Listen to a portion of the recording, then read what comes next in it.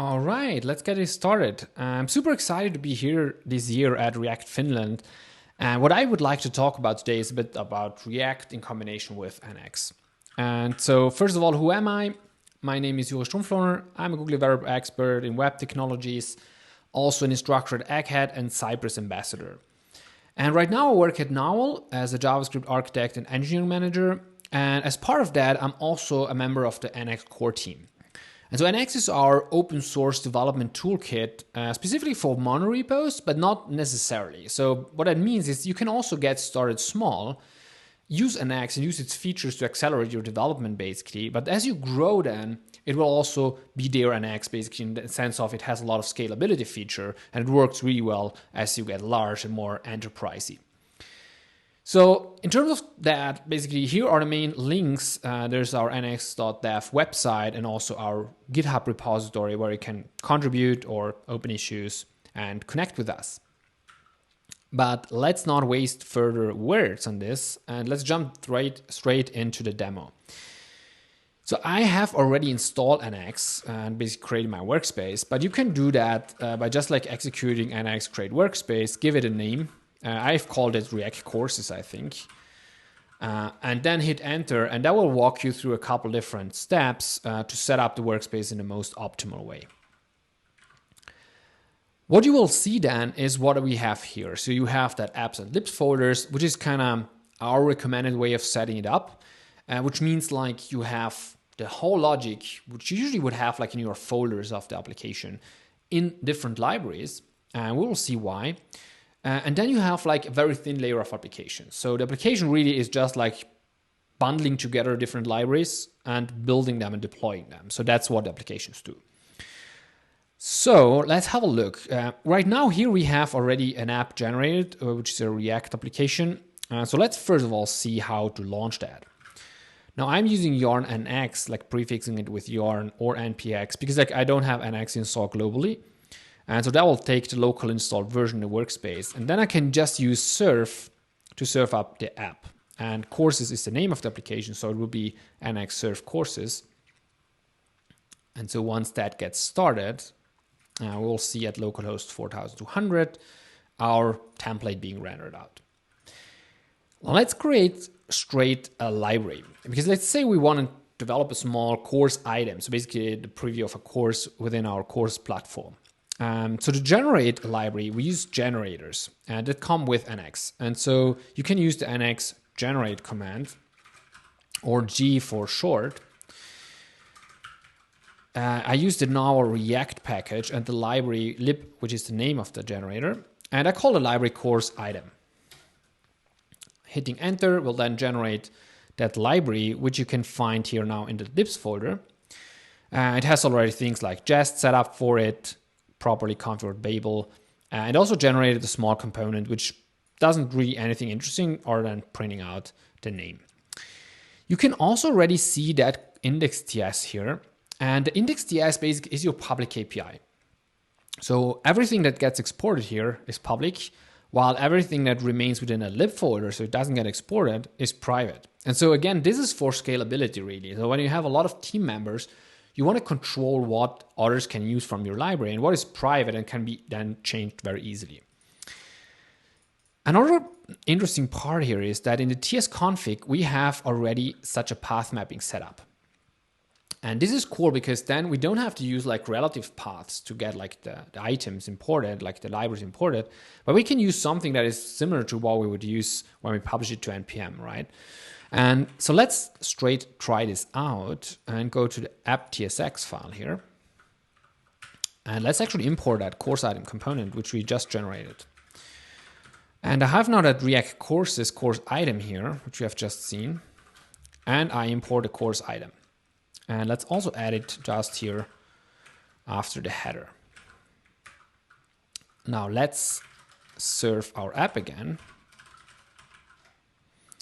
And so once that is up again, we should see here our component being rendered.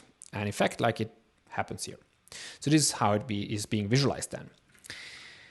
Now behind the scenes, what NX does is, which is another basically core part of NX, is the dependency graph. So it kind of knows the structure of your workspace which allows NX to kind of make a lot of optimizations. And we can actually visualize that graph. So we can use NX depth graph to visualize the changes that happened so far. And so what you can see here, NX identifies those square boxes, which are the applications, and the round ones are the libraries. And so NX already understood that based on this import, which you created here, it has a relationship between courses to course item, right? So let me start this with the watch command. So we'll see this grow over time. All right, let's create a couple libraries. I'm using again that NX generate command. Now let's say we create some utility library. So I'm using now a workspace library because those are just like TypeScript setup, no UI specific things in there. Let's call this core. So this could be like utility functions. It could also be kind of authentication stuff, although we would probably have like a different one for that. And so you see that core library pop up. We could also generate just another library as we did before for React. Let's call this coupons, which are coupons that we use in our maybe online course platform. So you can see those pop up here and visualize. And now let's connect them. Let's go, for instance, to the course item and import our core library, because like those might contain some core functionalities. And so I use React Courses core. You can see I can import it the very same way as I did before. Now this is just a function that gets exported there. So I just invoke it in order to create kind of that relationship. And let me also do that for the coupons component that just got created. And so again, I would use here React Courses core, and here the core function, and import it here. All right, so now once I connect these, you can also see them being reflected in a dependency graph. Now, having these relationships, once you create more of them, you might even see that there's benefit in creating different applications. So let's say like we start with one React application, but at some point we see it might make sense to have a public facing app, which is more optimized for that part in terms of SEO, more static rendering, while we have more of the management part on the backend side, which is like just a React application, right? And so adding, for instance, now or next, for creating a next application might be a good thing to do, right? So I'm just installing here now next, which will add Next.js support to our NX workspace very easily. And so here this gets installed. And once this is installed, what I will get is a set of new generators to create Next specific libraries and applications. Now, if you don't know the commands out of the box, you can also use NX Console, which is a Visual Studio Code plugin, to explore those commands. And so if I click here, generate, you can see that we have now those next commands available. And so let's say I create an application. Let's call that public, because it's our public facing platform basically. And now the cool part is, or the important part is, like I can reuse the existing libraries which I created. So for instance, here I can go to the public pages. Let's go into the index.ts and just import a course item component as I did before, right? So I'm using React course item here, and I use the course item. And again, let's import this here just before the link section. And so this will add now my core, like I would use my course items now also in the Next.js application. As you can see now the graph quite changed because now we have the next app here, and both of them use the course item down here, while the coupons is still there, not being used by an application. Now let's start the next app. Again, you can see I use the same command as for my React application. I don't have to learn something new in the sense of learn Next.js specific commands, but I can use the same ones I am already accustomed for my React stuff. And so if I refresh here, we can now see our Next.js application being rendered. So this public one, it has also our course item. And so now this is a statically rendered page potentially, right? Using the same component which we had in React, which is really powerful. And this shows you kind of the code sharing that is possible within NX. Similarly, what you also could do is just add things on top. So let's say, for instance, we want to create storybook for our course item, right? Because that is our UI library, and we want to have storybook for individually creating those components in there and testing them. And so adding storybook is actually pretty easy. Let me use here the generate from NX console, and let's search for storybook. And I can use that storybook configuration to set up storybook. The name of the library where I want to add it is course item. I can also say like configure Cypress for me, generate Cypress specs, also generate stories for the existing components, and then just run it. So this now installs storybook. Make sure you have the correct versions. If you use Webpack 5, it will also use Webpack 5 underneath for storybook, and it sets it up basically for you. So if you go again in the meantime while it's generating into our library here, you will see now the course item got a storybook folder, which has it already pre-configured. It also uses an hour specific preset to make sure things are set up in a proper way. And it also starts generating stories for our existing components. So we have already that course item component from before, and so it added a story to that.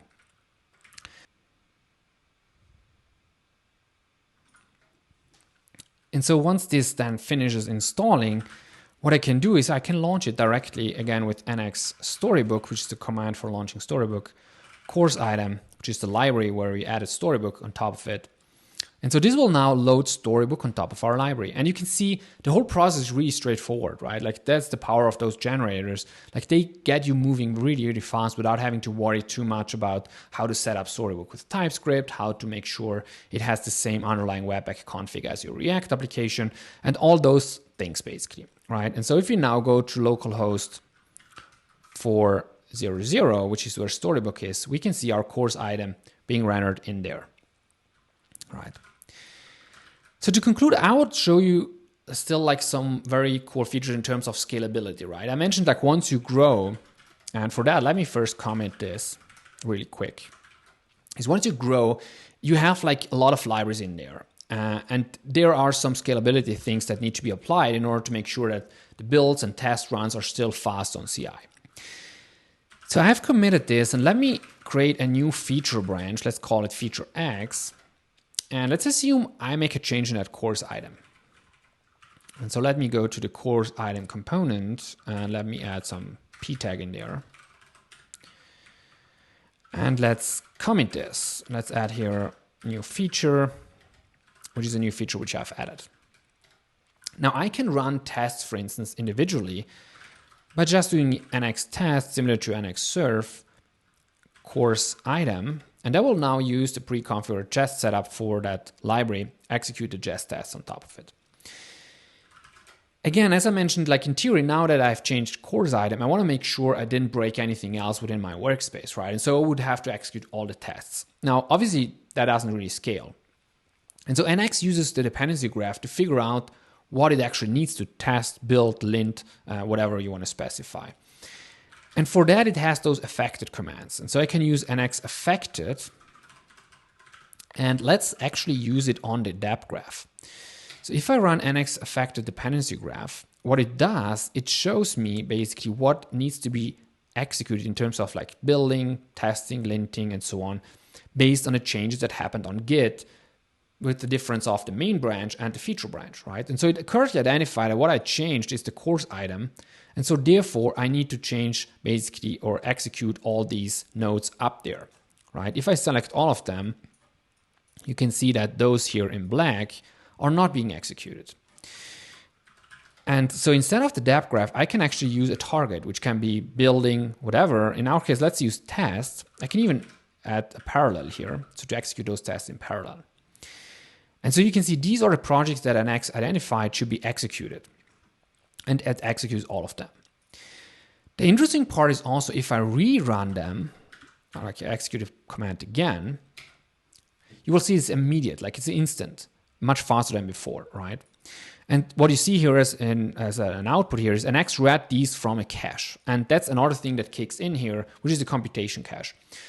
So basically only those things are being re-executed that actually changed.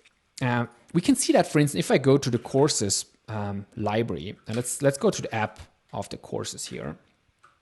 And let's just here add another change. Right, so we changed basically that course up there, but from a Git perspective, we actually in that feature branch changed still the course item piece up there. Now, if I re-execute the tests again, you will see what happens now. NX still identifies those 3 items, but in the end, you can see 2 of them are getting cached because we didn't really change them, right? Like we didn't change course item and public since the last run, but just courses.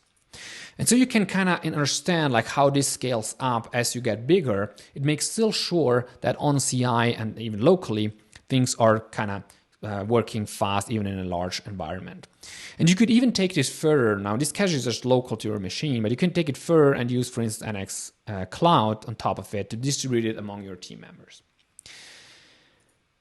So basically, to conclude this a bit, since we're running out of time, it's like we have talked about a couple things now, right? Like about apps and libraries. You can understand now what those are. The dependency graph, the scaffolding abilities, like we quickly seen Jest and Storybook, how that can work. And also some of the speed improvements you get, which even are beneficial in small environments, but obviously get much more beneficial as you grow up, which are the affected commands and the distributed caching.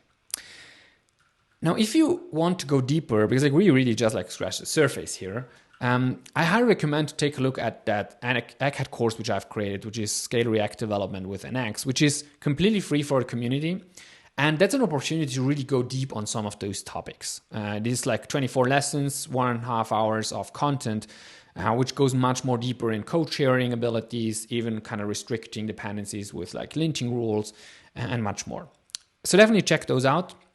Here are some cool links or important links if you want to dive deeper. There's an our YouTube channel with office hours where you can chime in, or a community Slack to find out more about NX.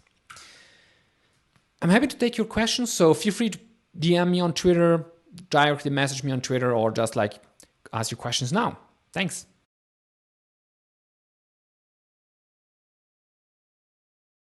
That was awesome, and I share this. I heard about NX. This is the first time I saw it, like in general, and really good job selling it.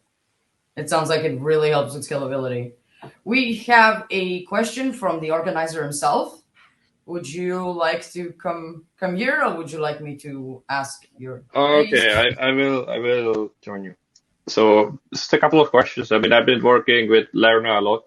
I guess the first one is how do you differ from Lerna? Like, what's the core point?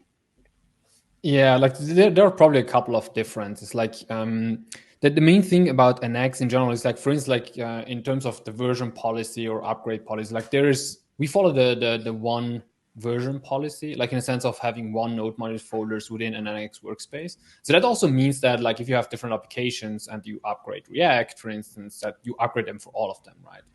Which obviously means like there's a bit more, like if you want maintenance as you go, right? But we figured like if you upgrade React, for instance, right, you have like your workspace and you should have lots of tests and automated tests to make sure that things work. Then like in the upgrade process, it will be much easier to fix things, right? Like which are related to upgrading breakages or stuff like that. And it's also a bit like what like companies such as Google or Microsoft usually follow in their monorepo, was like those one version policies.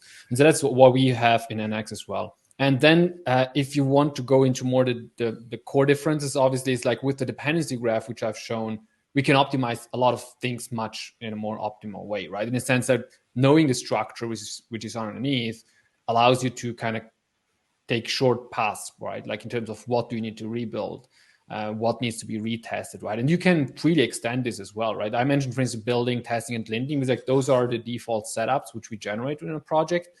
But you can add your own targets, right? Like maybe you need to do some very custom operations, so you can just like add those in as well. And they work also with affected at that point, and also with the whole caching, which is then on top of the affected, if you want, again, right? So I think like the speed improvements, especially if you have to scale up, that's one of the main differentiators. And because like with that dependency graph, we are able to do a lot of those improvements, right? And we have seen those are definitely necessary. Like they are not necessary as your start, but like in bigger enterprises, which they might have like 20, 30 applications in there and hundreds of libraries, then you cannot really build everything right from scratch, right? So you have to have a system that allows you on CI, you're still fast, because like if you're slow on CI, that becomes a problem, right? Because like that becomes really a productivity problem also in terms of the teams that work on the monorepo. Yeah, that makes sense, and that's sort of related to my next question. Like, what are your advantage over monolith? Because what normally happens, someone picks up create React app, then they start developing an app, and it just grows and grows. So yeah, exactly. Yeah, that's the like I think like that's what I kind of hinted in the beginning when I talked about like different levels of scaling, right? Like there's the scaling which I just mentioned, which is in terms of like build speed and those kind of scalings, right? To make sure on CI we're fast. And the other thing is like scaling in terms of like code organization and structure, right? To make sure your architecture itself is scalable. And what I showed like in the talk is like that difference between apps and libs is something initially people sometimes struggle a bit because like it's kind of a different mental model. Like if you start thinking about it, but like the idea or what we usually do when we develop like large workspace with an X is like the apps are really just like the deployables, right? So there's no logic, like just like very little coordination logic in there, but the main feature logic sits in those libraries, right? And it's also because like libraries don't necessarily need to be shared, right? They can also be specific to an application, but still by splitting them up, basically. So probably in the most naive way, you could take your folders, which you have like in your Create React app, and like move them down into separate libraries, right? But by splitting those up, the boundaries have to be defined much in a more clear way, right? So you have those like index.ts file, which I've mentioned, like your public API, which you would have like in an NPM library, for instance, right? So you have to think about like, what do I want to expose? What do I don't want to expose to other developers on my team, right?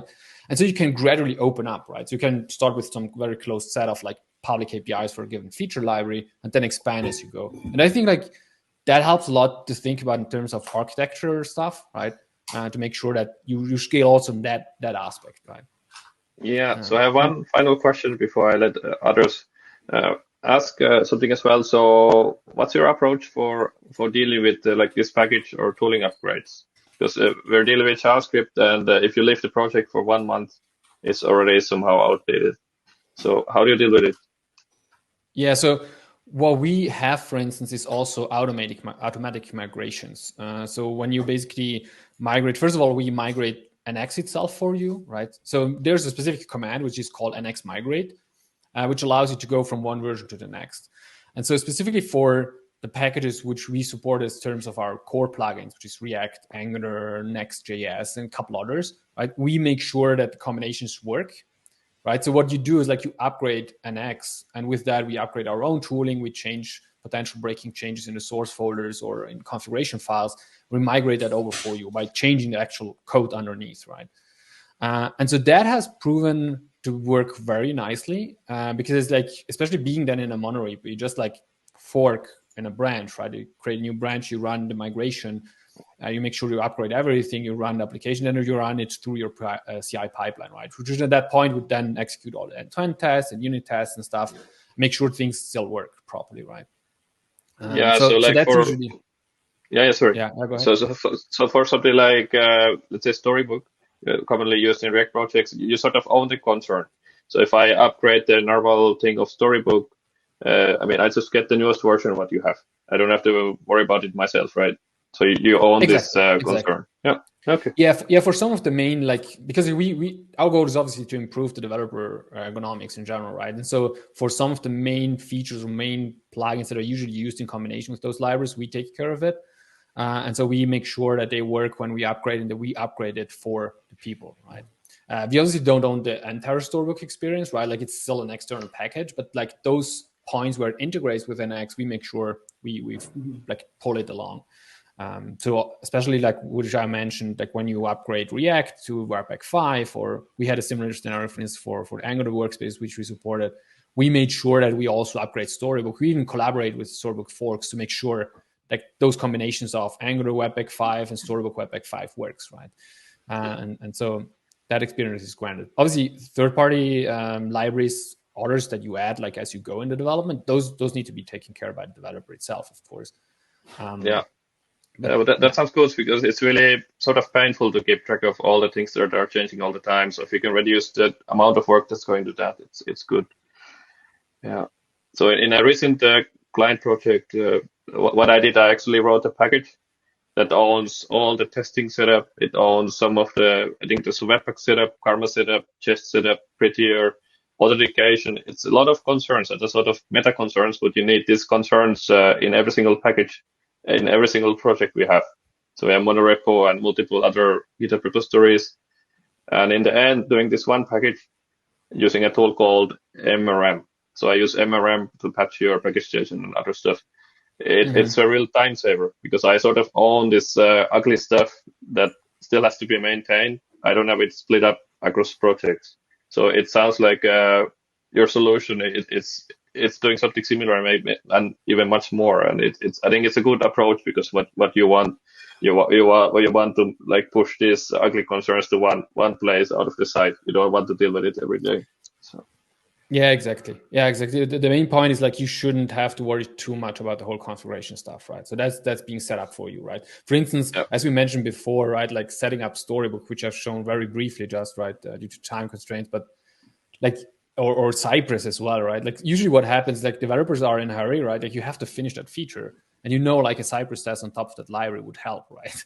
But like just thinking about like, okay, now I have to check quickly how to set up Cypress. Well, now I'm also using TypeScript in a workspace, so how would it work with that, right? And so you have like all those concerns, and you just like push it away, even though it would just take you maybe half an hour. But just like you thought about like having to do all this, like in the stress of doing the actual feature work, you just push it away, right? And so with those generators, yeah, exactly. And those generators just set it up for you and make sure that collaboration with the project in Cypress works, right? So you have it already there. Now you obviously need to write a test, right? I mean, we generate even one, but that's like just a very high level scaffold, of course. But yeah, I see like that's one of the main benefits in general. So does anyone else have any questions? Or should we start wrapping up because there's nothing on YouTube? If I can plug something very quickly. Like we have Sure. an NX specific conf coming up in 2 weeks on September 16th and 17th. It's completely free. So just like go to nx.dev/conf. So if you're curious, like we have a lot of talks there, specifically obviously on NX and how you can use it in various environments. We also support React Native, and like there's active work going on there to make sure those integrations also work nicely. So if someone is interested, definitely check that out. Yeah, sure. I will share it with people so they find it. Yep. Nice. Okay. Well, thanks. Okay.